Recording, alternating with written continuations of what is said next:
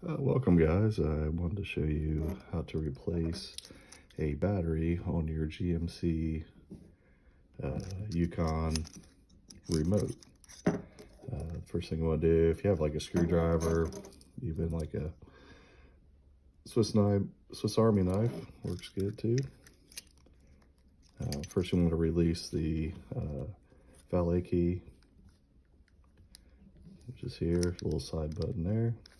Pulls up with it facing with the GMC up, just right here. Put your blade there. You can see I kind of separated it. Go ahead and separate it by hand, and you can see that the battery is located here. Again, just take a small screwdriver, pry out the battery. Simple enough. And it's a 2032 style battery, shown here.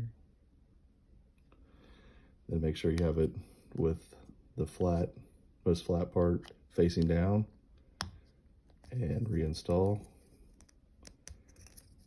The best way to do it is to slide it in.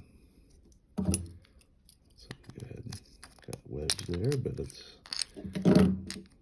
so if you go towards the back, you can see there, fits in, nice secure.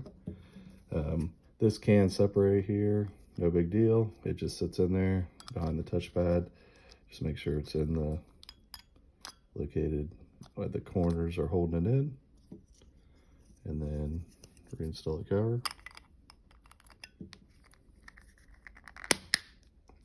It snaps in place. Make sure it's all snapped back down together, and put your valet key back in. Done. So now you don't have to do any programming or anything else. It'll work as it should. So thanks for watching, guys. Hit the like button if this was helpful for you. Thanks.